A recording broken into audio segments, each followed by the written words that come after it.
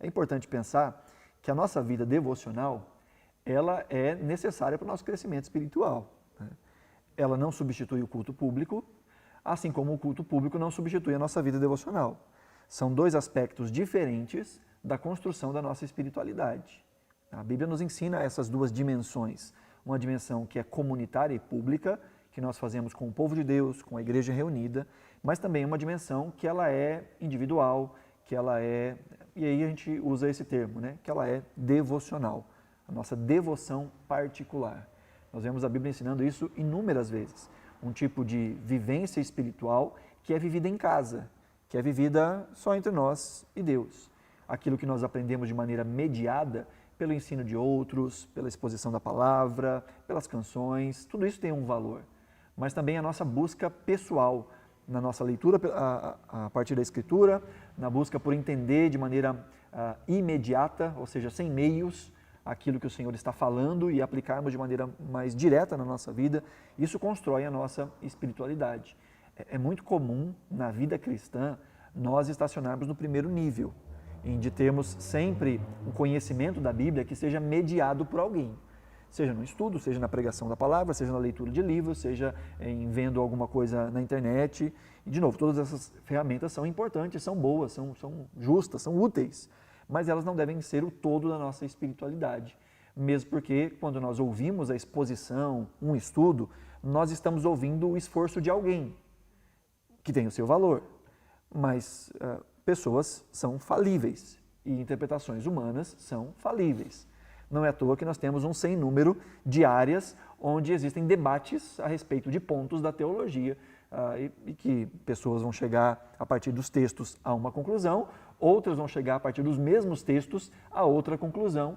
Então, quando nos é apresentado algo, geralmente nos é apresentado um pacote das convicções de um indivíduo. Existem coisas que são, ou pelo menos deveriam ser, um consenso de toda a cristandade, aquilo que a gente pode chamar de o núcleo duro do cristianismo, né? Tem coisas que elas são inegociáveis, que elas fazem parte do coração da teologia cristã e da teologia bíblica. Essas, então, a gente encontra, ou deveria encontrar, um maior consenso. Há outras que são um pouco mais periféricas e geram um pouco mais de debate. E nessas coisas secundárias, há liberdade para a conversa e para o convencimento através da Escritura, através de um bom estudo dos textos. Mas, no final das contas, quando a gente só ouve a interpretação de alguém, o que a gente está ouvindo é o estudo de alguém, as convicções de alguém e o trabalho de alguém em relação àquele conteúdo ou àquele texto. Por isso é importante nós termos um conhecimento da Escritura, inclusive para podermos julgar aquilo que nós ouvimos. Também para reconfigurar as nossas concepções. Quando a gente tem algo em mente a respeito de determinado texto ou de determinado assunto, quando a gente ouve uma outra visão daquilo, nós temos com o que comparar. E podemos, inclusive, enriquecer o nosso conhecimento ou, às vezes, até mesmo substituir aquilo que a gente achava. Não, eu pensava por aqui, mas esses argumentos me fizeram achar que essa linha ou esse ensino está mais coerente com a Escritura do que aquilo que eu pensava anteriormente. E a gente vai fazendo isso o tempo todo. Nós vamos amadurecendo o nosso conhecimento sobre Deus e sobre as Escrituras. E quanto mais nós conhecemos, mais nós temos ferramentas para conhecer. Quanto mais nós estudamos a Escritura, mais nós desenvolvemos a aptidão de estudar, ou a aptidão de entender, e também vamos tendo mais vocabulário para poder rever algumas coisas do nosso próprio conhecimento, da nossa própria construção teológica. Todo mundo faz teologia, todo mundo tem um conhecimento sobre Deus, todo mundo vê a vida a partir de uma visão sobre quem Deus é e sobre o que a gente é, e tudo isso é teologia. Dizer, Deus pensa assim, Deus sente assim, a Bíblia diz isso, a Bíblia diz aquilo, tudo isso é fazer teologia, e a gente faz isso o tempo todo. Ainda que a gente use um texto fora de contexto, né? Cite um versículo meio torto para embasar alguma ideia meio torta, né? Isso também é fazer teologia. E quanto mais a gente compreende a Escritura, melhor vai ficando o nosso fazer teologia. Esse tema que eu estou trazendo aqui para nós pensarmos, esse estudando a Bíblia sozinho, e eu faço questão de colocar as aspas, né, nesse sozinho, é que no final das contas ninguém estuda de fato sozinho. Nós sempre nos apoiamos no trabalho de outras pessoas. Pelo simples fato, por exemplo, de nós começarmos o nosso estudo com uma tradução da Bíblia. A gente não está lendo o grego, não está lendo o hebraico, nós estamos debaixo, nos debruçando no conhecimento de gente que foi atrás das línguas originais, que foi atrás do contexto, para buscar da maneira mais fiel possível, e a gente já explorou isso em outro estudo, de que não existe uma tradução que é 100% fiel, porque não existe equivalência direta de uma língua para outra, sempre há uma escolha, toda tradução é uma interpretação, toda tradução tem uma escolha de palavras, e muitas vezes essa escolha de palavras vai nos levar a alguns tipos de entendimento. Então, no final das contas, nós estamos tratando com um texto que já foi mexido, né? Por um texto que já foi estudado por outras pessoas e então chegaram a uma linguagem mais próxima que faça essa transposição, né? A língua que a gente fala, o vernáculo, a língua que a gente fala, e a língua original do texto. Então, entre a língua original e a nossa língua, tem esse abismo, né? E aí, então vem os comitês de tradução, que vão trazer o entendimento do que aquele texto significa na nossa língua, fazendo às vezes tradução literal da palavra e às vezes fazendo tradução da ideia do texto, não a tradução literal. Eu dei um exemplo nesse domingo, né? Não sei quantos conseguiram chegar no fundo dele, né? Que é o tal da forma como os americanos agradecem, ou dizem de nada, né? Você fala obrigado para um americano, a resposta que ele vai dar literalmente é você é bem-vindo, que é o you're welcome. Mas se alguém for traduzir isso, não vai traduzir você é bem-vindo, né? Vai traduzir de nada, porque é assim que a gente fala. Não é assim a tradução literal, mas é assim que a gente entende. Quando alguém fala obrigado, a gente retribui dizendo não há de quê, né? Não tem por onde, como diria o Chaves, né? Ou de nada. Então, é uma forma de traduzir a ideia e não as palavras, não traduzir de maneira literal. E a Escritura tem muito disso, de trazer para nós o entendimento do que aquela palavra, aquela expressão significava no seu ambiente primário. Então, a gente já começa daí, né? Nós não estamos estudando a Bíblia sozinho quando estudamos a Bíblia numa tradução. E traduções existem várias delas. Também nós temos o auxílio da própria Escritura. Um texto mais claro lança luz sobre um texto mais obscuro. Tem certas ideias que às vezes ficam truncadas na nossa mente porque a gente não tem o vocabulário necessário para poder entender. Mas conforme você vai avançando no estudo da Escritura, você vai ganhando essas categorias. E aí quando você volta naqueles textos, você já volta com uma outra mente, porque a Bíblia abriu os seus olhos para um entendimento mais amplo daquele texto. Então você está aprendendo com os próprios autores da Escritura a ler a Escritura de uma maneira mais profunda. E por último, e mais importante de tudo, todas as vezes que nós estudamos a Escritura, nós temos o autor da Escritura nos auxiliando nesse processo, né? Ou pelo menos é essa a nossa busca, né? Quando nós oramos e clamamos a Deus, que nos dê discernimento. O próprio Espírito Santo vai clareando o nosso entendimento, vai nos fazendo lembrar de outros textos, de outras coisas, e a gente vai aprendendo também na mediação do Espírito Santo. Então, eu já desmistifico, né, esse sozinho aí, colocando entre aspas, que o que nós vamos pensar aqui são algumas ferramentas, algumas técnicas, alguns modos para poder estabelecer uma rotina de estudo que seja mais proveitosa, né, para que a gente consiga obter o máximo que a gente consegue do texto de acordo com a nossa caminhada espiritual. Então, em primeiro lugar, a gente pensa aí em preparar o ambiente, né? A primeira coisa é ter o ambiente correto para fazer esse tipo de abordagem ou esse tipo de estudo. E isso fala de separar um tempo adequado, uma ocasião adequada para o estudo, em que haja uma atenção que é focada, né? Para a gente não fazer com pressa demais, né? Ou por simples e pura obrigação, a ideia de não fazer com pressa, de ter um tempo para começar e terminar de maneira satisfatória o nosso estudo, de que a gente esteja completamente desperto, é importante também, né? Que a gente não esteja sonolento. Às vezes eu deixava fazendo no fim do dia e já está um bagaço, está moído, já não é o melhor que a gente pode ser, está cansado, está com sono. Aí pega a Bíblia, vai ler as letrinhas miudinhas ali, né, e força mais a visão. Aí quando você termina a leitura, você já não quer nem pensar sobre aquilo, já está morrendo de sono, né? Ou então começa o dia ainda, tem gente que funciona muito bem pela manhã. Eu não funciono muito bem pela manhã. Eu levo algumas horas para acordar de verdade. Eu acordo e fico num estado meio letárgico, né? Então, se quiser exigir de mim algum tipo de raciocínio lógico, espera pelo menos umas 2 horas, porque eu não vou conseguir pensar o melhor que eu consigo nas primeiras horas do dia. Tem gente que não, que a melhor parte do seu dia é pela manhã. A pessoa tem a produtividade assim muito acelerada pela manhã. Já não funciona bem, por exemplo, no fim da tarde, à noite. Então, por exemplo, a minha característica é essa. Eu funciono melhor de noite e de madrugada. A minha mente funciona melhor. Não sei se é questão do volume, as crianças já estão dormindo, né? A Mayara está dormindo, não tem barulho lá na rua. Nessas horas a minha cabeça funciona muito mais. É a hora que eu tenho mais ideias e é a hora que eu consigo extrair o melhor do meu raciocínio, né? Mas tem outras pessoas que funcionam em horários diferentes do dia. E entender isso é entender o melhor horário que a gente tem para poder dedicar a nossa mente e o nosso coração ao Senhor. Não dar pouco, dar o nosso melhor, né? Dar o nosso máximo. E isso vai exigir de nós uma adaptação na nossa rotina, né? Um momento em que a gente consiga dedicar tempo e intenção para o estudo. Então é o momento de parar mesmo, de focar. É não dividir a atenção com mais nada. Nem com algo que eu deixei de fazer, nem com algo que eu vou ter que fazer depois, mas estar ali de maneira plena. Por isso a ideia de um local separado, um ambiente específico para isso e uma ocasião específica para isso.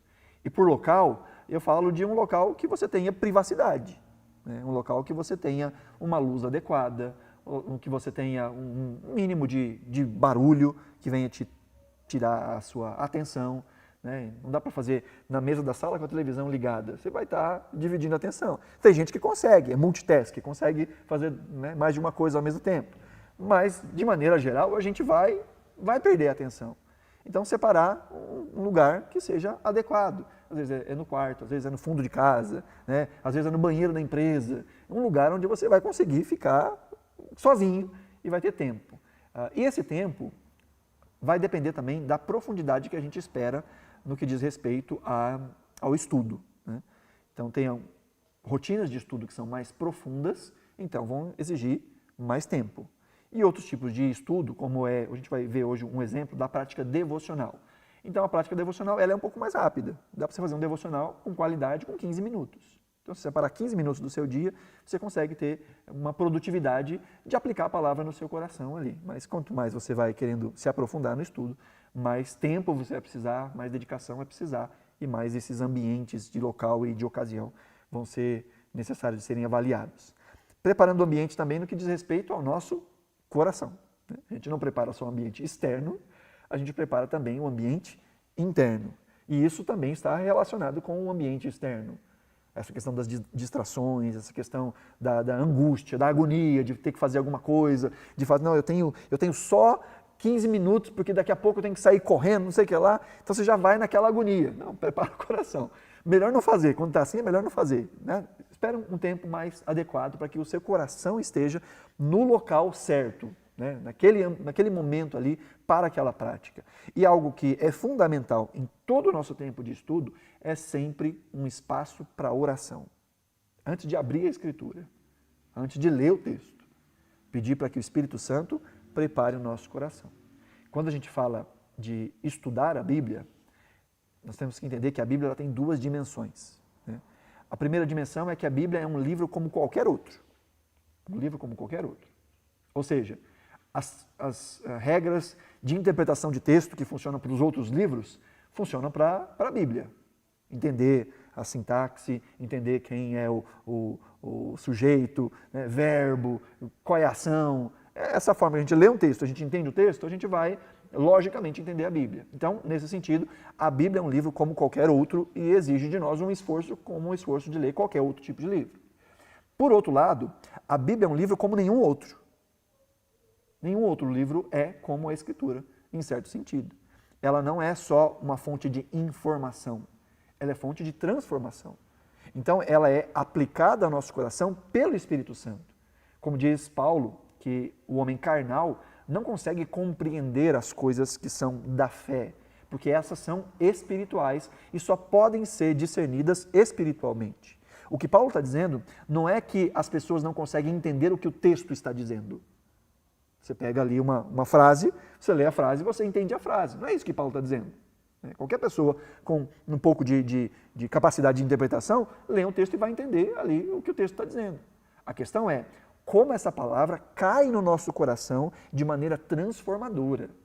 como o Espírito Santo usa essa palavra em nós, para amarmos mais a Deus, para moldar o nosso caráter, para conhecer mais a respeito de Cristo. Essa é uma obra do Espírito Santo.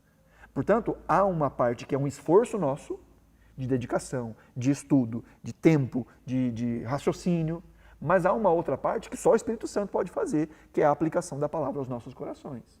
Por isso, nessa preparação do ambiente, preparar o coração em oração é fundamental. Senão a gente só vai ter informação, né? Então a gente pede ajuda ao Espírito Santo e na dependência do Espírito Santo nós preparamos também o nosso coração. E por último, nesse quesito de preparar o ambiente, a gente separa os materiais de estudo, né? Qual é o material de estudo, né, do nosso tempo de devoção? Bom, em primeiro lugar, a Bíblia, né? A gente quer estudar a Bíblia, a gente tem que ter a Bíblia, seja impressa, seja de maneira digital. E aí é importante escolher uma versão que seja acessível a nós, né? Acessível no sentido de entender, não estou falando de entender o significado, de entender as palavras, né? Você vai pegar uma tradução antiga, às vezes lhe falta o vocabulário, para o que é concupiscência, aí fala, não, eu vou ficar perdido se eu for ler, né, a Bíblia nessa versão, né? De entranháveis afetos de misericórdia. Meu Deus do céu, como é que faz isso, né? Então você vai encontrar traduções que são mais difíceis. Elas são boas para uma profundidade maior da sintaxe, das palavras, elas têm o seu valor. Mas às vezes a gente não entende aquilo que está ali.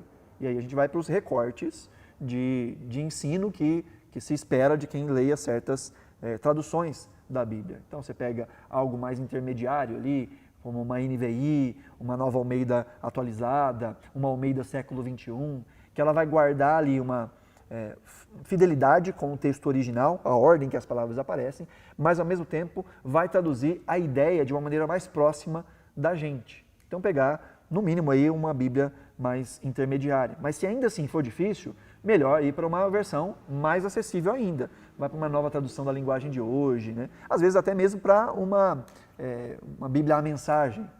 O estudo vai ficar comprometido, né? Mas a devoção, ela acontece do mesmo jeito. Você consegue entender. Quando você trata com uma Bíblia como uma mensagem, nós estamos falando de uma paráfrase, né? A gente já pensou sobre isso em um outro momento, senão está lá no canal, né, pensando sobre a Bíblia. As paráfrases, elas são a interpretação de alguém escrita.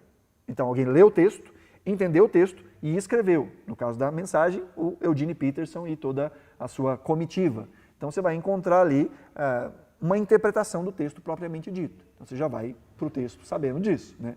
Que você não vai puro mais para o texto.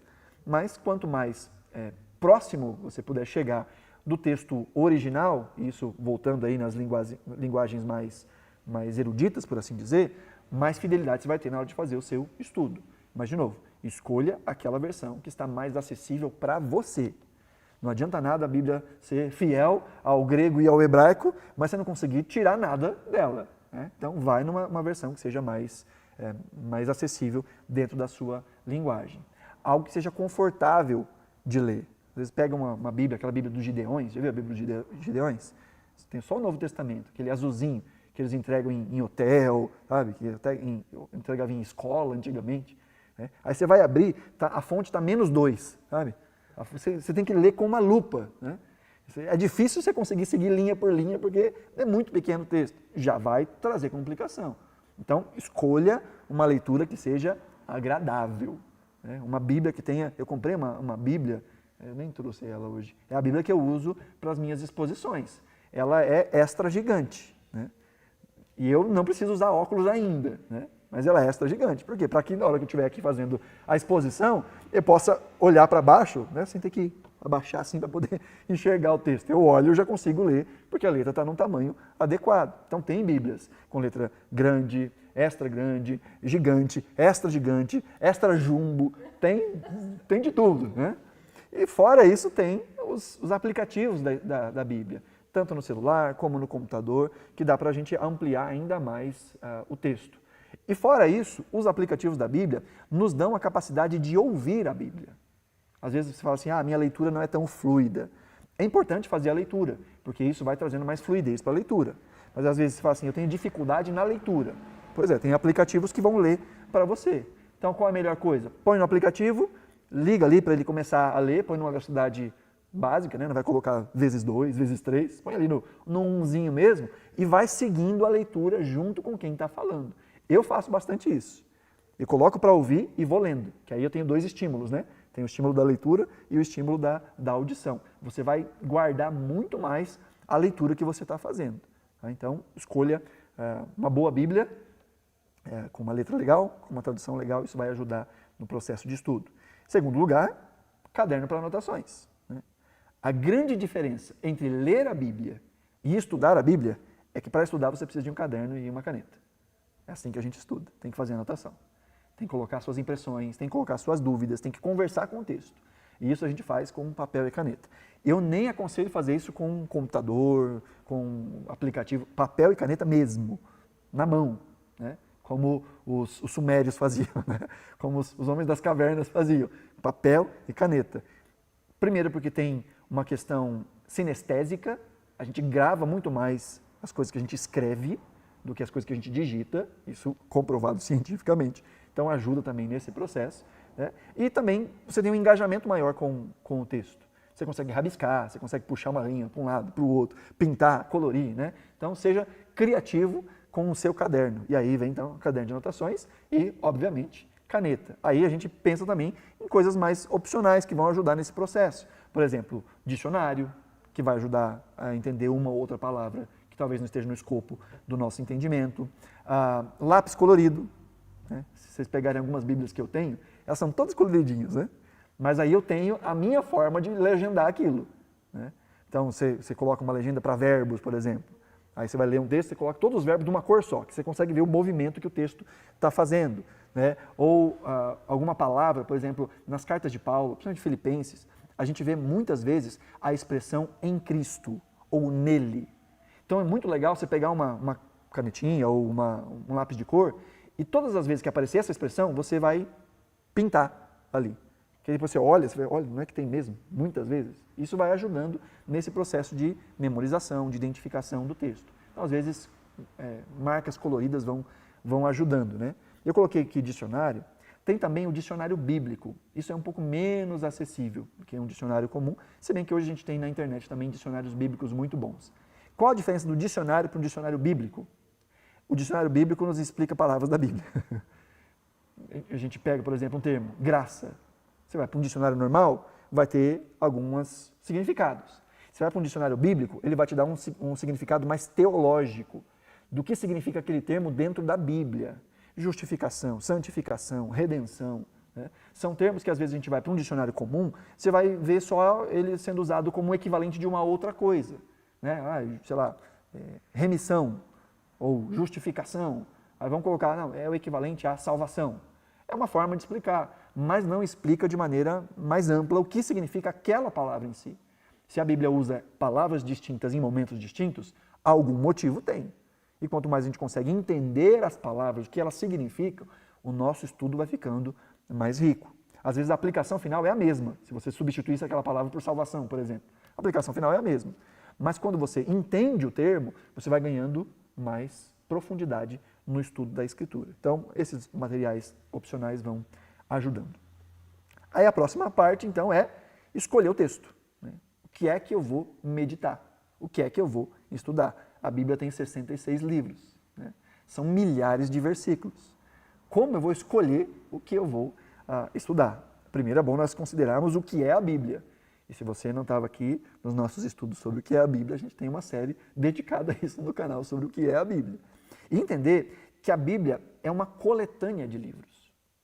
São 66 livros que contam com autores diferentes, públicos diferentes, linguagens diferentes, muitas vezes locais que são diferentes, falando de tempos que são diferentes. Então você vai olhar para cada texto de acordo com a necessidade que aquele texto pede, entendendo isso. Tem alguns livros, por exemplo, como é o caso do livro de Salmos. O livro de Salmos é composto por diversos autores. Quem escreveu Salmos? Um monte de gente. Quando o Salmos foi escrito? Vixe, ao longo de muito tempo. Você tem o Salmo de Moisés, você tem o Salmo de Davi, tem o Salmo de Salomão. Sabe? Tem uma amplitude de tempo que é muito grande. parte desse salmo foi escrito a caminho de Israel, por exemplo, no caso de Moisés.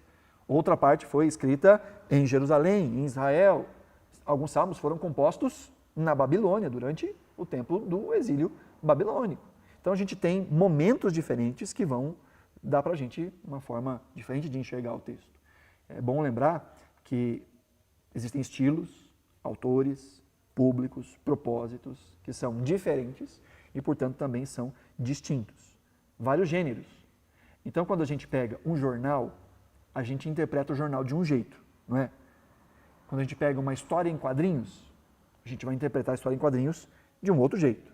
Você pega, sei lá, um conto de fadas, a história da Chapeuzinho Vermelho, né? Você vai ler aquilo como uma fábula, como uma história. Você não vai ler como você lê um jornal, né? Olha que absurdo que aconteceu, né? O lobo mau engoliu a vovozinha, né? Que horror, que mundo que a gente... Você não vai ler isso, você sabe que aquilo é uma história. Mas aí quando você vai para um jornal, você vai ter um outro tipo de abordagem. E a Bíblia tem vários gêneros literários. Nós temos narrativa, nós temos lei, nós temos poesia, nós temos cartas, acabamos de estudar várias cartas, nós temos canções que eram usadas no culto, o livro dos Salmos, por exemplo. Nós temos canções de amor.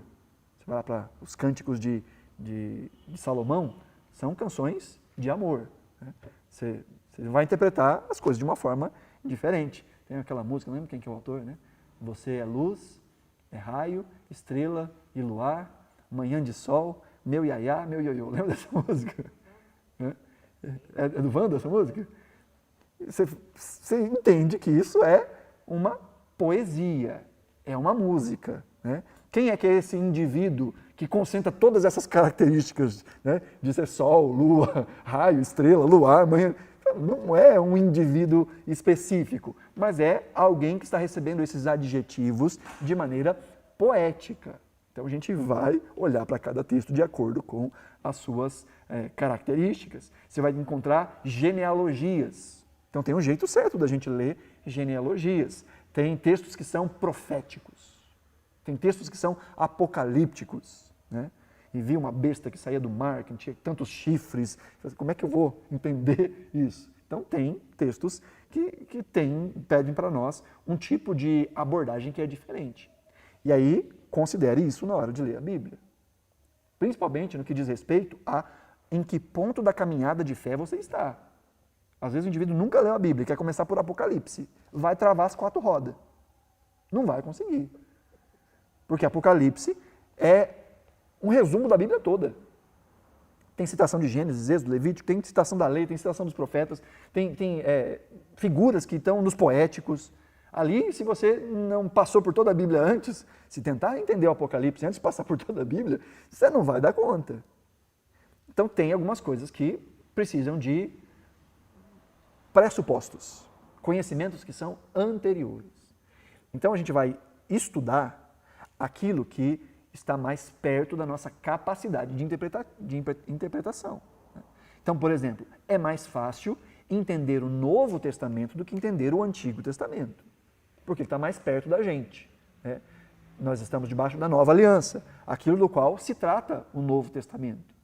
Nós estamos vendo ali dilemas, principalmente as cartas de Paulo, que está falando com os gentios, está tratando de dilemas que são os mesmos dilemas que eles enfrentavam lá, são os dilemas que a gente enfrenta aqui.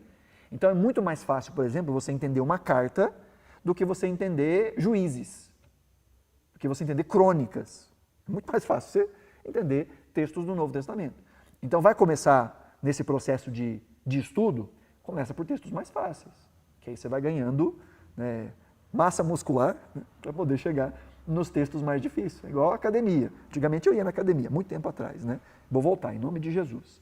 Vou voltar na academia. Minha esposa comprou até uma garrafinha para eu levar para a academia agora. Então já tenho o tênis e tenho a garrafinha, só falta ir para a academia. Mas quando a gente vai para a academia, a gente não começa lá, né, com 90 quilos de cada lado, né, no supino. Não, você vai devagar. Você começa só com a barra, né? Só com a barra. Não coloca nem peso, é uma vergonha. É uma vergonha. Então, você vê a gente magrinha lá com os pezinhos, você começa só com aquela barra. Você fala, meu Deus, isso aqui é humilhante demais. Mas você está ganhando massa muscular, ganhando resistência para poder chegar mais longe. Então não tenha vergonha de começar com textos que são mais simples. Porque, de novo, ao estudar, o que a gente quer é entender. E para entender, a gente precisa ir para aquilo que a gente tem condições de entender. Então, escolher o texto a ser lido é muito importante. E isso vai depender da nossa familiaridade com a Bíblia, o nosso tempo de caminhada, a nossa capacidade de leitura, a nossa capacidade de entendimento do todo da Bíblia. Então, você vai ler o Antigo Testamento, ali tem uma história, tem uma cronologia ali. Tem coisas que acontecem antes do exílio, tem coisas que acontecem depois do exílio, tem coisas que estão descrevendo como é que é esse processo de exílio. Então, tudo isso tem uma linha do tempo, que se ela não estiver clara na minha cabeça, às vezes eu não entendo o que o texto está dizendo. Porque a forma como o evento é descrito, ou o momento em que ele é descrito, vai alterar a minha percepção a respeito daquela situação. Então, de novo, ao ler ou ao estudar, considere o que é a Bíblia. A Bíblia não é um livro. A Bíblia são 66 livros, harmônicos, mas com características diferentes, autores diferentes, públicos diferentes, linguagem diferente, estilo diferente.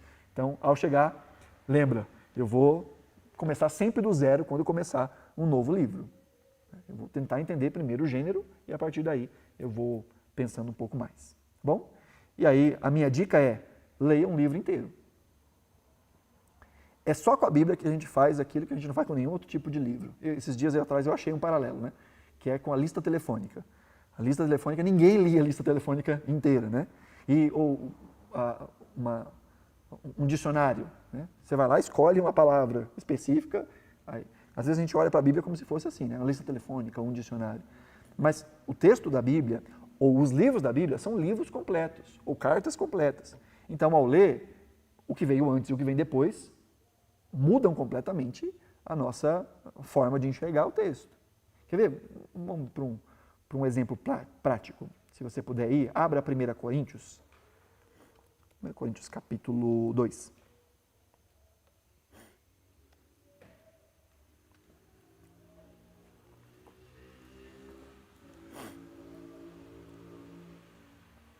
Primeira Coríntios 2. Nova Almeida, vou colocar na Nova Almeida atualizada, tá? 2, nós vamos ler o verso 9.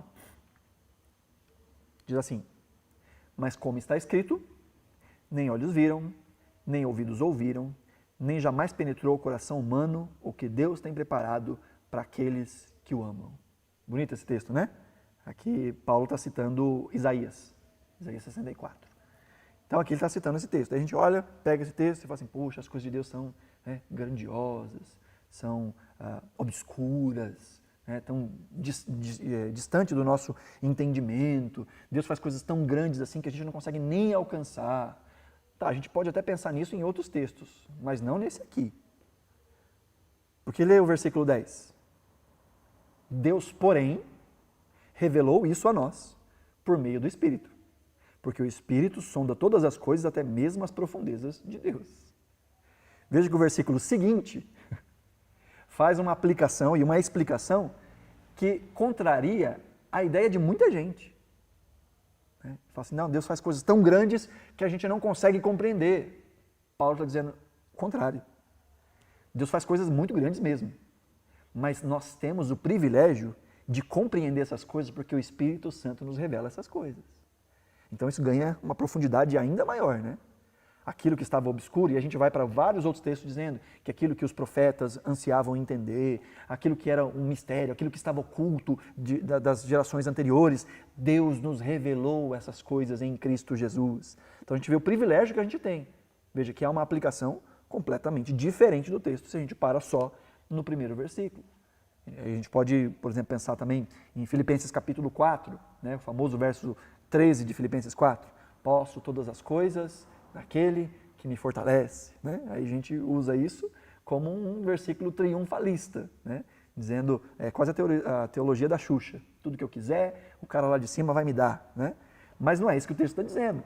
Se a gente ler do 10 até o 13, Paulo vai mostrar que ele tinha condições de passar por adversidades, por fome, por nudez, e ele diz, eu consigo passar por isso, tanto quanto eu consigo passar por fartura, porque eu posso todas as coisas naquele que me fortalece. Não é um versículo triunfalista, É um versículo realista. É um versículo esperançoso. De que nós podemos, inclusive, passar por momentos de aflição mantendo a fé em Cristo. Não é que nós vamos sair daquela situação ricos e poderosos. Não é isso que o texto está dizendo. O texto está dizendo que é possível, confiando em Deus, passar mesmo pelas adversidades e, como diz o contexto, de maneira com o coração contente.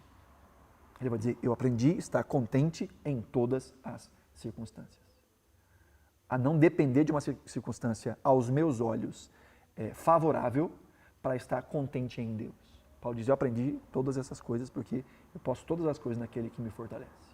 Eu posso ver a graça de Deus mesmo no meio da minha pindaíba, mesmo no meio das minhas dores. Eu posso olhar para Deus e amá-lo e servi-lo do mesmo jeito, com o mesmo coração, com a mesma intensidade.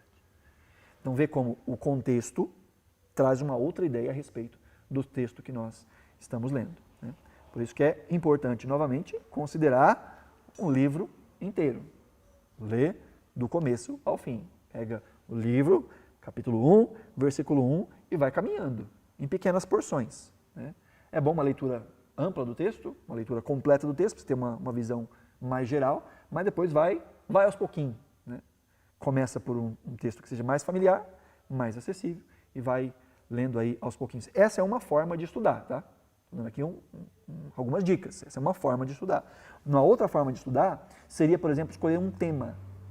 Como a gente faz aqui de vez em quando. Né? A gente pega um tema e vê o que a Bíblia diz sobre aquele tema. Esse é um estudo sistemático, ou como alguns vão chamar, um estudo dedutível. Estou chegando a deduções. Eu chego com perguntas, ou às vezes chego com entendimentos, e eu vou para a Bíblia ver se aquilo está certo com o que eu estou acreditando ou não. Né? Então eu posso fazer isso com tema. Por exemplo, Deus é amor. E aí eu saio procurando na Bíblia textos que corroborem para essa afirmativa de que Deus é amor. Ou eu posso estudar um personagem bíblico. Vamos estudar Pedro, o caráter de Pedro, como é que foi a caminhada de Pedro com Jesus, como ele era antes, como é que ele ficou depois, como é Pedro antes da crucificação, como é Pedro depois da ressurreição. Quais são as palavras que Pedro fala que parecem um contraste com aquilo que Pedro dizia nos evangelhos, com aquilo que ele está escrevendo na carta dele. E esse é um estudo muito legal de se fazer, de ver algumas posturas de Pedro nos evangelhos que mostram um Pedro completamente diferente nas cartas. Que parece que Pedro aprendeu com a caminhada algumas coisas que ele era um falastrão antes. Então você consegue estudar um personagem, consegue estudar um tempo histórico. Né? Vou estudar sobre a monarquia de Israel, sobre os reis de Jerusalém. Né? Então você tem um tema, ou tem um personagem. Essa é uma forma de estudar também. Ela exige mais esforço e mais ferramentas. Então a gente vai ter que apelar para uma chave bíblica, que vai, por exemplo, você coloca lá, graça. Aí a chave bíblica vai te dar todas as vezes que a palavra graça aparece na Bíblia. Aí você lê cada um desses textos. Né? E vai construindo uma teologia sobre graça. Eu quero estudar sobre pecado. Aí você joga lá na ferramenta e vai dar todas as vezes que aparece a palavra pecado. E aí você vai construir uma teologia sobre pecado. Né? Você coloca lá na trindade. Aí você não vai ver nenhuma vez essa palavra trindade aparecendo na Bíblia. Essa expressão não aparece nenhuma vez na Bíblia. Mas o entendimento sobre trindade está lá. Então você vai precisar de materiais de apoio, de gente que já leu a Bíblia toda, já destacou esses textos na Bíblia toda e que vai colocar para você mais mastigadinho textos que vão comprovar a teologia da Trindade. Então, de novo, são tipos diferentes de estudo. O que eu estou falando hoje é de um estudo que seja mais básico, tá? Um estudo que seja mais devocional. Então você consegue estudar tema, consegue estudar personagem e consegue estudar texto após texto. Né? E aí só um lembrete, né, de não ter pressa e de não pular as partes, de ir devagarzinho. Às vezes a gente fica mais tempo do que a gente precisa num texto e menos tempo que a gente precisa no outro. Né? Então, dá o tempo certo. Às vezes você vai passar uma semana inteira meditando em um texto, ou em um versículo, ou em um amontoado de versículos.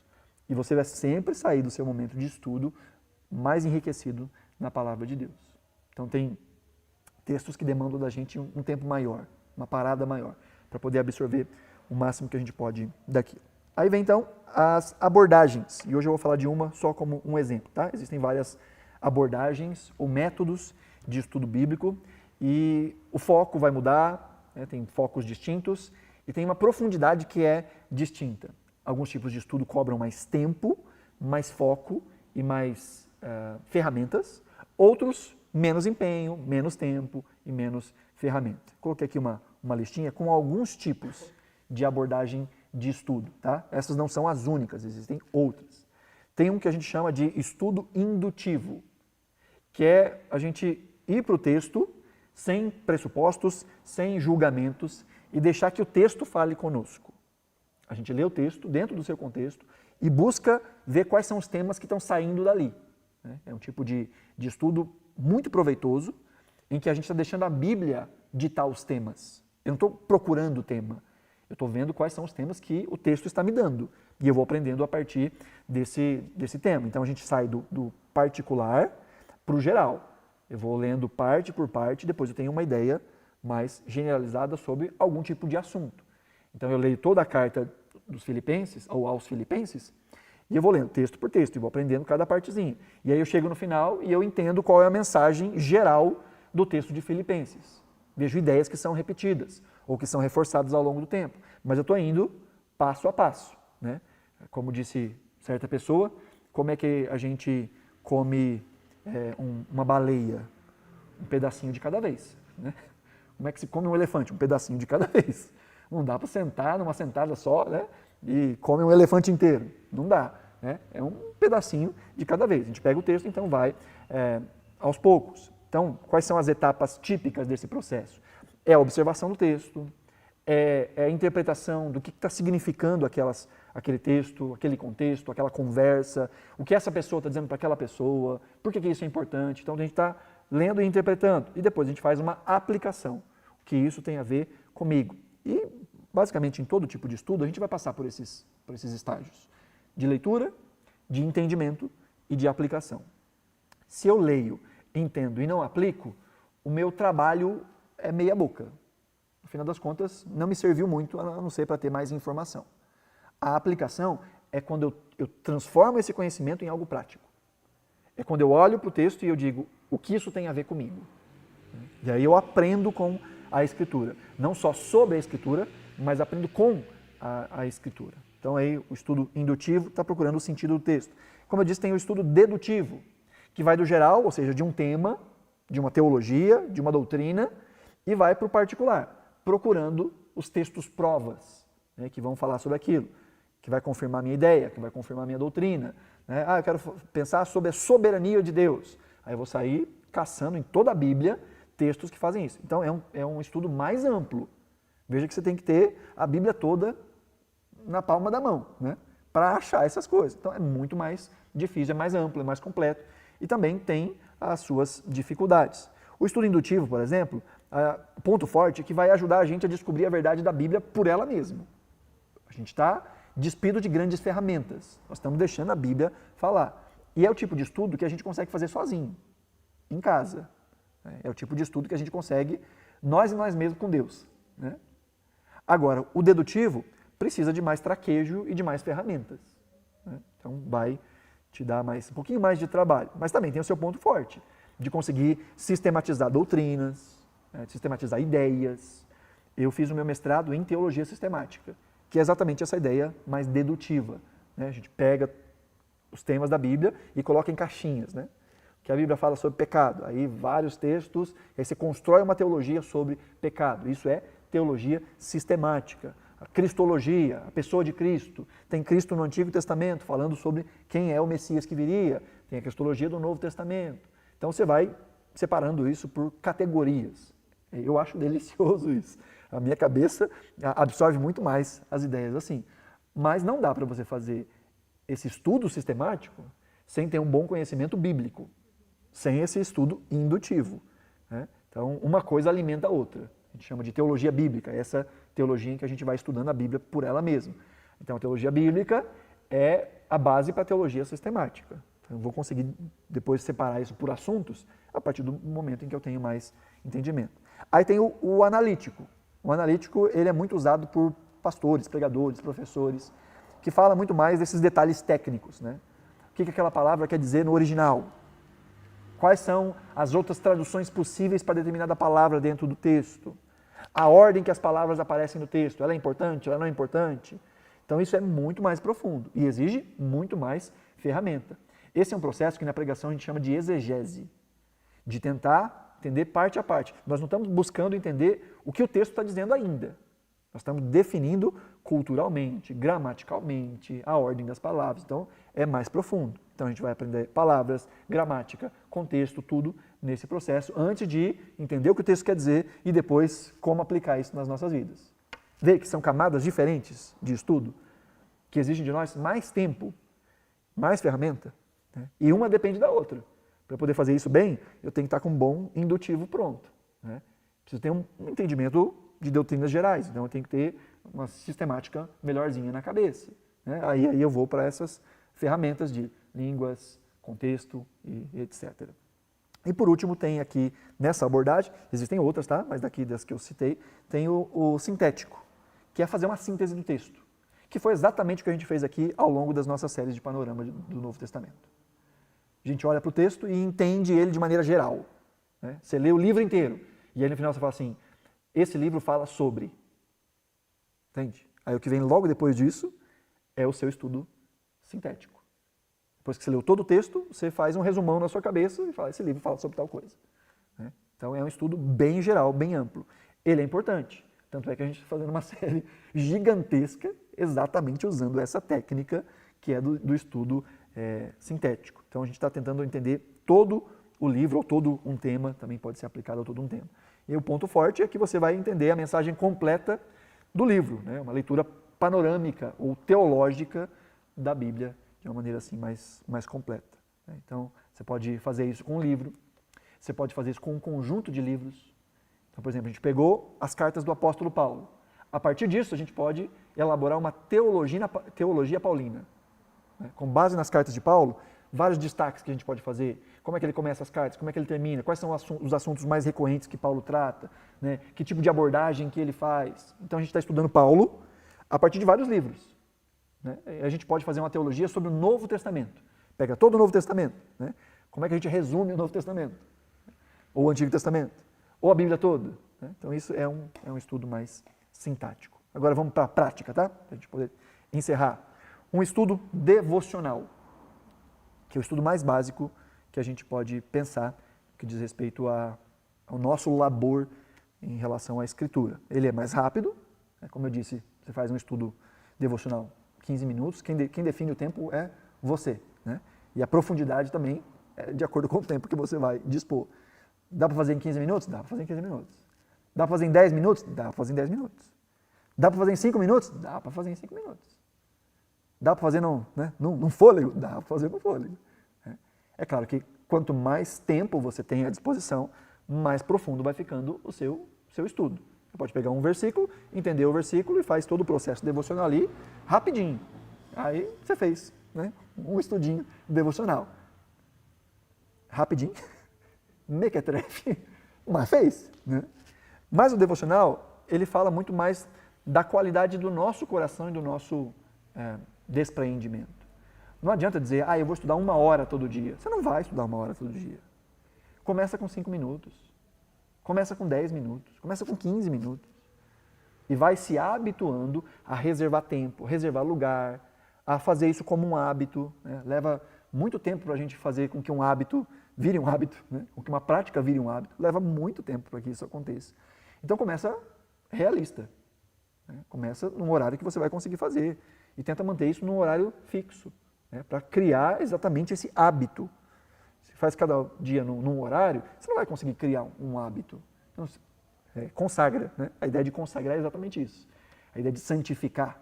Santificar é separar, né? Você separa um momento para aquilo, você santifica aquele momento para aquilo. Então você vai construindo esse hábito. Então ele é menos aprofundado e ele é mais contemplativo, né? Ele é mais devocional mesmo, esse estudo devocional, por isso o nome, estudo devocional. Há uma técnica, que é mais ou menos aqui, isso que eu desenhei aqui, que ela é chamada de Lectio Divina. Ela é muito antiga, século 3, 4. Né? em que é exatamente isso. E a gente tem inclusive livros de Lectio Divina, que vão aplicando essa forma de estudo em alguns trechos da Escritura. Tá? E o que é essa Lectio Divina? Ela vai apontar para, primeiro, a leitura. Né? Ler não é estudar, mas a gente precisa estudar para ler. Ou ler para estudar. Né? A gente estuda lendo. Não é que eu li que eu estou estudando, mas se eu quero estudar, eu vou ter que ler. Então a leitura vai fazer parte de todo tipo de abordagem, inclusive na abordagem devocional. E aí, lê, como eu disse, pega lá um livro específico e leia um trecho pequeno desse livro, uma porção pequena de cada vez, de maneira lenta, atenta e sequencial. Isso é muito importante. Eu vou ler João, mas eu pego o capítulo 1, depois eu pego o 5, depois eu pego o 10, aí eu volto para o 2. Você vai se confundir todo. Vai por partes, devagar. Né? É bom uma leitura completa, mas na hora de estudar ou de ter o devocional, vai parte por parte, parando aos pouquinhos. Né? Presta atenção nas palavras, presta atenção nas frases que chamam mais atenção, presta atenção se existem repetições de ideias ou de palavras. Isso geralmente tem motivo. Quando você vê palavras que estão sendo repetidas ou ideias que estão sendo repetidas, tem um motivo. O autor colocou aquilo por um motivo. Né? Lembra do nosso estudo sobre o que é a Bíblia. Escrever era muito caro. Não era barato escrever. Então ninguém desperdiçava tinta. Então cada palavra valia a pena ser escrita e tem um propósito. Então faz essas anotações. E separa aí nessa sua leitura prévia do texto, anota dessa passagem que você leu, desse bloco que você leu, anota o versículo que mais te chamou a atenção. Ou que para você resume aquela passagem. Então você está ainda na fase da leitura. O que é que está te chamando o texto? Então leia o texto 3, 4 vezes. Por isso tem que ser um texto pequeno.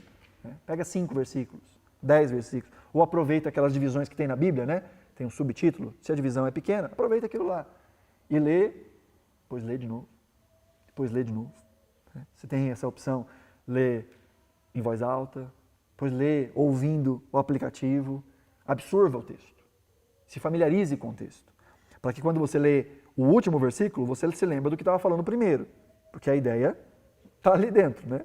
Então você chega lá no final, mas o que esse texto está falando mesmo? Já esqueci o que estava lendo antes. Então lê repetido, por isso tem que ser um pacotezinho pequeno do texto. Depois da leitura você vai então para meditação. Na leitura é o que o texto diz, essa é a pergunta. O que o texto está dizendo? Aí você tem algumas perguntas que ajudam, né? Quem é que está falando? Para quem que está falando? Quando está falando? O que é que está falando? Na semana que vem a gente volta para essas perguntas de uma maneira um pouco mais detida. Né? Mas agora na hora da meditação, a gente vai pensar o que o texto diz para mim. O que o texto está me dizendo.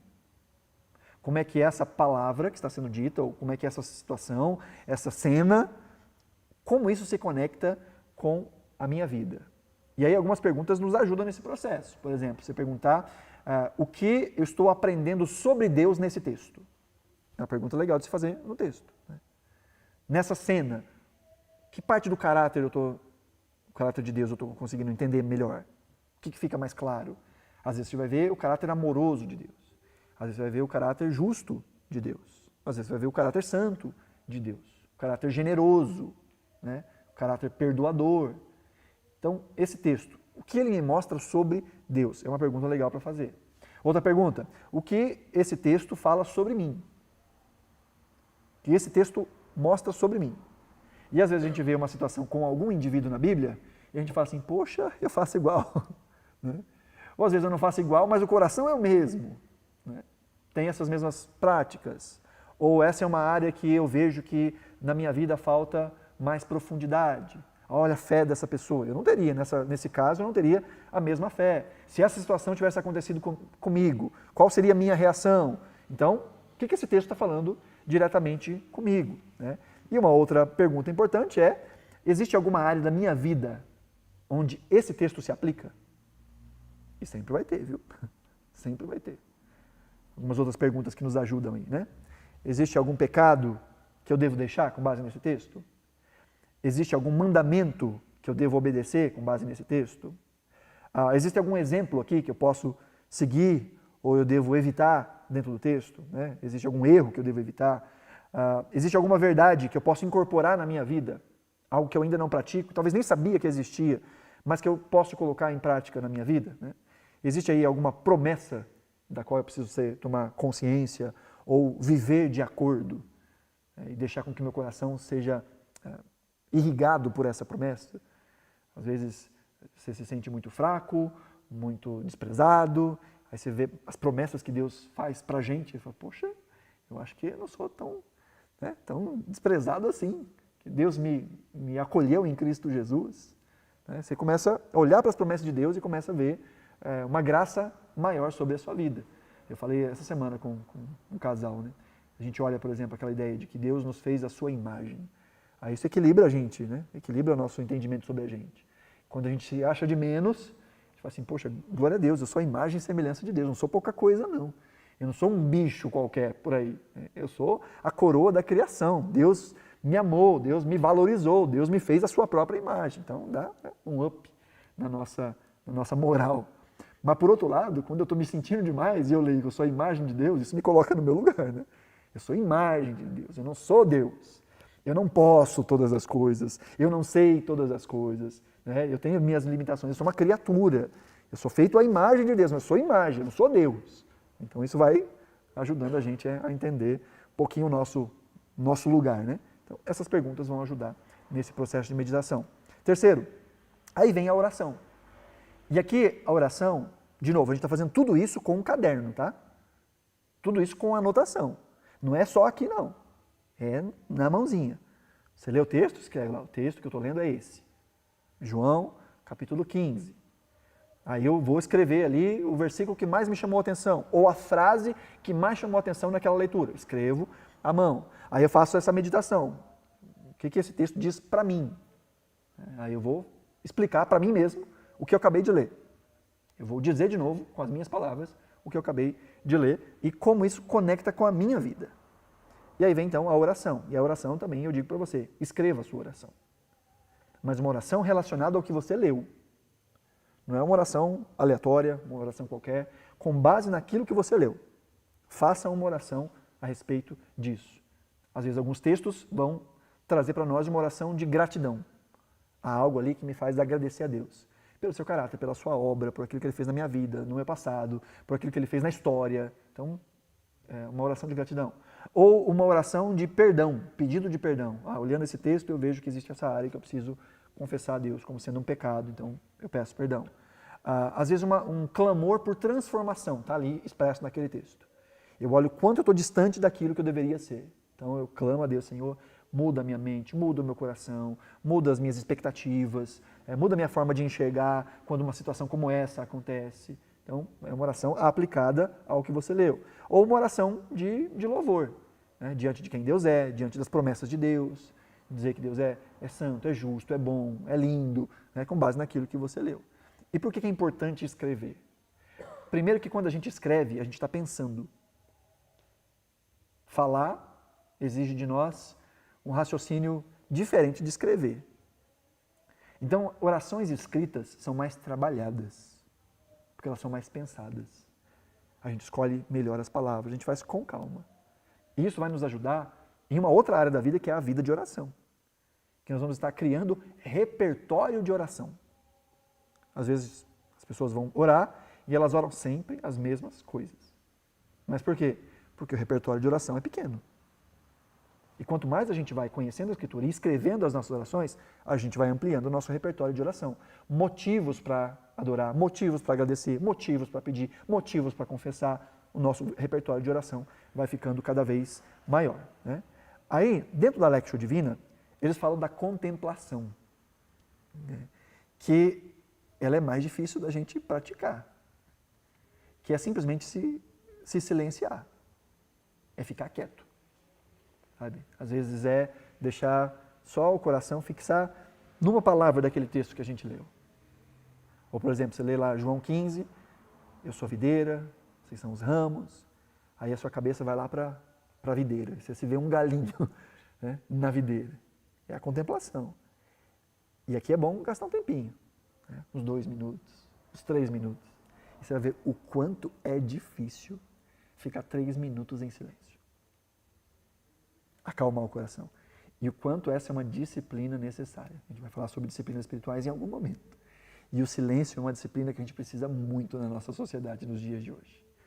Em que tudo acontece muito rápido, em que a gente é bombardeado de informação o tempo todo, em que o que está viralizando agora são os videozinhos de 15 segundos, 30 segundos, e aí vai passando, e a gente está recebendo informação o tempo todo. Parar e ficar quieto é muito difícil. Então a contemplação é uma parte importantíssima. Isso não tinha na Lectio Divina, mas passou a ser implementado mais recentemente, que é a ideia da ação. É você escrever o que você vai fazer a respeito daquilo que você leu. Você leu, e no que diz respeito à meditação, o que isso diz para mim, sobre mim. Né? Como que isso se aplica à minha vida. E aí, agora a ação é uma resolução. O que é que eu vou fazer na prática? Para que isso seja real para mim. Então, uma aplicaçãozinha de ação. Né? Aí eu coloquei até aqui um exemplo, não sei se dá para enxergar direitinho aí. O Canva ajuda a gente, né? Então, uma folha do seu caderno de devocional, né? Ou do seu caderno de momento a sós com Deus. Você põe lá, deixa eu colocar meu laser. Então você põe a data, e gente, isso aqui é tão precioso. Você termina um caderninho, aí você vai fazendo seu devocional. Aí passa um tempo, você volta lá naquele caderninho. Sabe? Você lê o que você escreveu. O que Deus falou com você em algum tempo da sua história. Sabe? E é tão lindo que a palavra de Deus é tão viva e Deus nos dirige de um jeito tão esquisito que às vezes a gente medita numa coisa que é exatamente aquilo que a gente está precisando naquele dia ou naquela semana, ou que a gente experimentou. Poxa, e aí a nossa escrita vai ter que tocar nesse assunto, vai pontuar. Sabe? E aí quando você revisita o seu caderninho de momento a sós com Deus, você revisita a sua própria espiritualidade. E você revisita também a sua maturidade. Talvez lendo um texto em que você interpretaria ele de uma forma diferente hoje. Mas você olha como que eu interpretei lá atrás. Olha como Deus falou comigo nesse texto lá atrás. Então, é um exercício de revisitar a nossa própria espiritualidade. Então, aí você põe lá o texto que vai ser lido. Aí eu coloquei como exemplo aqui, João 15, do 1 ao 5. Um trechinho pequeno. Aí eu destaquei aqui uma frase que está lá no versículo 5. Sem mim, nada podeis fazer. Isso me chamou a atenção nesse texto. Aí o que o texto diz? Aí eu coloquei com as minhas palavras, né? Que aquele que está ligado a Jesus recebe a capacidade de produzir frutos. Que não podemos fazer isso desligados de Jesus. Não é sobre esforço, mas sobre dependência. Então, eu olhei para o texto, é isso que o texto está dizendo. E o que o texto diz para mim?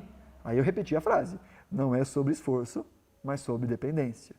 Não é a minha força, ou não é na minha força que eu consigo dar bons frutos, mas em estar ligado em Jesus. É isso que o texto está dizendo para mim. Foi isso que Jesus disse para os discípulos dele, mas isso serve para mim. Então, é isso que o texto está dizendo para mim. Aí a minha oração. Senhor Jesus, reconheço que eu dependo completamente de Ti, me ajude a permanecer em Ti, a Te amar mais e a crescer em intimidade. Uma oração relacionada com aquilo que eu acabei de meditar. E o que eu farei sobre isso? Qual é a minha ação? Ao menos 15 minutos de devocional por dia.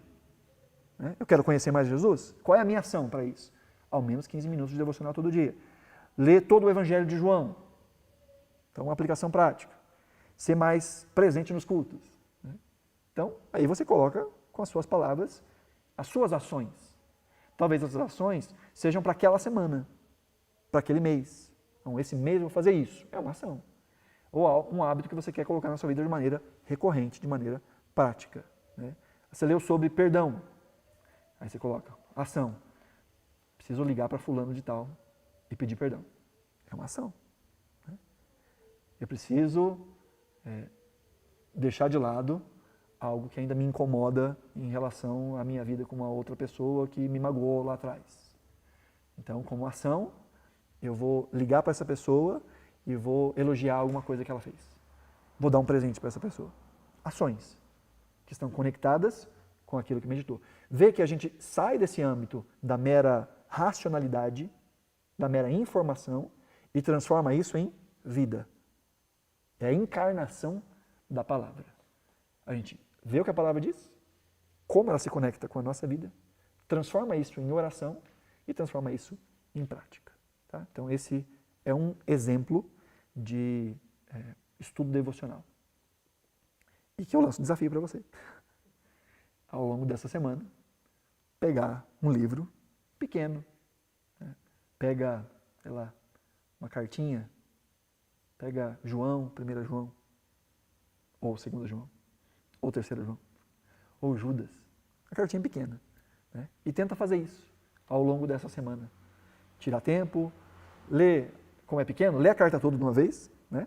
E depois reparte em pedaços. O quanto você achar que vai ser proveitoso dentro da sua leitura. E tenta fazer essas aplicações aí, tá? De o que o texto diz, o que o texto diz para mim, uma oração em relação a isso e uma ação prática. Não esquece do tempo de contemplação, tá? O tempo de ficar quieto. E começa sempre com oração. E a minha dica termina também com oração. Não estou falando mais dessa oração escrita. Estou falando de uma oração para encerrar esse momento e agradecer a Deus pelo privilégio de aprender mais dele e que essa palavra fique fixada no seu coração. Amém? Útil? Então, semana que vem a gente vai um pouco mais fundo, tá? Vai pensar de uma maneira um pouquinho mais profunda sobre isso tudo. Alguma dúvida? Já? Aquelas formas de indutivo, etc., se aplica melhor em determinados textos ou não? Sei lá, para tais textos, acho que esse é melhor, ou não necessariamente? Não necessariamente. Os tipos de abordagem falam muito sobre a profundidade que eu quero ter, sobre o texto ou sobre o tema. Né? Aí você vai usar um ou outro. No final das contas, todos eles são úteis para a construção do nosso conhecimento. Então, por exemplo, o sintético é legal para você ter uma visão geral do texto, né, do livro, que é o que a gente faz, né, no panorama. Então, você lê o texto todo, você tem mais ou menos uma ideia. Aí, quando você vai para o indutivo, parte por parte, como você já tem o sintético, você sabe mais ou menos para onde o texto está caminhando. Né? Então, você ganhou o vocabulário. É como você vai montar um quebra-cabeça. Né? Você separa as pecinhas. Você tem a tampa da caixa ali. Né? Você sabe para onde você está indo. Aí você vai peça por peça a partir de agora. Né? Então, são abordagens diferentes, com profundidade diferente, que vão construindo exatamente esse passo a passo de estudar. Tá? O dedutivo, ele... Como eu posso dizer? Ele é o mais perigoso. Né? Porque se a gente não fizer isso bem feito, a gente pode cair num monte de heresia. Tá? Porque você está tirando textos e pensando textos. E quando você pega um texto e esquece do contexto, como a gente fez aqui, 2 exemplos, né? Você pode chegar num estudo dedutivo, numa sistemática, que é irreal. O texto cabe para a sua ideia, mas não é exatamente aquilo que o texto está dizendo, entende? Porque para você poder tirar um texto do contexto, tem que entender o contexto dele todo. Que aí você vai entender que você está fazendo isso fielmente. Você não está fazendo com que o texto diga algo que ele não quer dizer. Porque tem mentira na Bíblia. Né? Você sabe que tem mentira na Bíblia. Né? Sabia que tem mentira na Bíblia? Bastante. Por exemplo, o livro de Jó, mais da metade dele é mentira. Sabia disso? Plantando a sementinha da discórdia na cabeça. Lembra da história de Jó? Jó é tocado por permissão de Deus. Acontece muita coisa.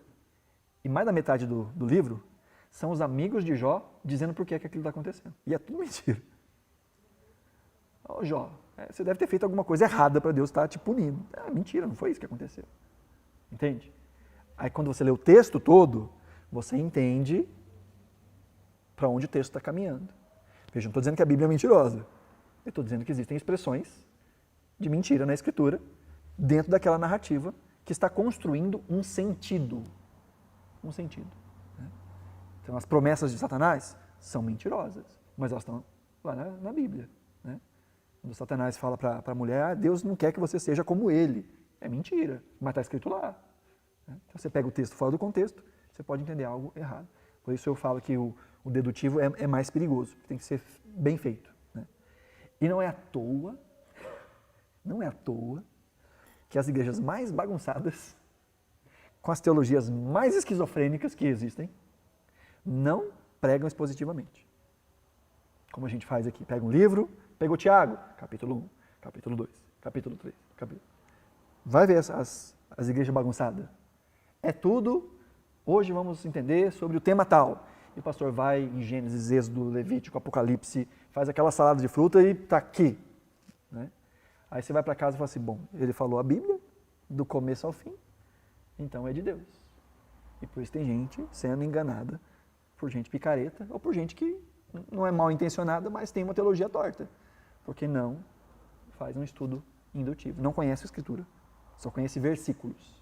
E é um grande perigo da gente conhecer versículos e não conhecer a Escritura. Né? Por isso que é importante leitura sequencial. Pastor, não é dúvida, mas só para você falar para mim como que é a palavra mesmo, é lexo, como é que é? Lectio, Lectio? lectio divina. Como isso é de teologia antiga, se você pesquisar no Google, você vai encontrar muito texto católico falando disso. Né? Mas não é uma prática católica, é uma prática cristã. Quem usa muito isso, tem um movimento de retorno à Lectio Divina. Quem usa muito isso hoje são os anglicanos. Tem inclusive um livro que chama Livro de Orações Comum. Livro Comum de Orações, uma coisa assim.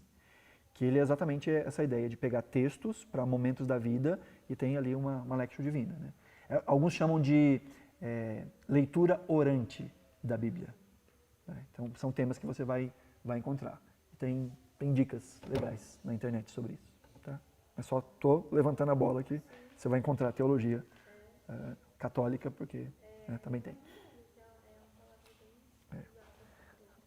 Aí tem lectio, meditatio, oratio, né, que são essas coisas aí. Você ia falar? Eu ia falar, eu leio a Bíblia 365, sabe? Aham. E ela já meio que escolhe os textos que você vai lendo, né? Sim. E queria pensar, como é que eu consigo mesclar essas coisas? Devocional, você pensa, escolhe o texto e vai nele todo. Né? É pensar nessas abordagens. A leitura de um plano de leitura, os planos de leitura têm um motivo. Então você está aprendendo alguma coisa com essa leitura. Né? Na leitura 365, alguém elaborou aquela sequência. Tem a Bíblia cronológica. Não sei se é essa abordagem que a 365 faz, se é uma abordagem cronológica. Não, como é que ela faz? Ela pega, ela vai sequenciar. Antigo Testamento, Novo Testamento e um... Isso, e um provérbio. Então, isso é bem devocional. Só que assim, é difícil você fazer esse tipo de abordagem em todos esses textos. Né? Vai exigir de você mais tempo para fazer isso, porque você precisa ter esse conhecimento geral. Eu não sigo a 365, então não sei exatamente a sequência que ela segue. Mas, por exemplo, você pega uma Bíblia cronológica, tem valor que você está desenhando a história na sua cabeça dos eventos. Né? Então você está aprendendo alguma coisa com isso. Porque os livros estão ordenados na Bíblia por grupos, né? Então você tem a primeira lei, depois você tem os históricos e assim por diante. Então tem grupos. Dentro dos grupos, eles estão organizados pelo tamanho dos livros. Qual é o maior, qual é o, né, em direção ao menor. Então eles não estão em ordem cronológica. Às vezes você está lendo um texto que é lá na frente, aí quando você vai ler o próximo, você está lá atrás. Né? Às vezes você está... É por isso que traz, né, confusão na cabeça da gente quando a gente não tem a linha do tempo. Do que está falando aqui? O povo já entrou na terra, não entrou? É antes, é durante, é depois? Tem rei, não tem rei? Né? Você vai ler crônicas, depois você lê reis, ou lê reis e depois lê crônicas, você vê muita coisa repetida. Por que está sendo repetido isso? Por que tem esse monte de genealogia? Então, é isso que é complicado. Por isso que eu digo, comece por aquilo que é mais fácil. Comece pelo Novo Testamento, vai devagarzinho, vai ganhando estofo, e aí você consegue visitar melhor outros textos.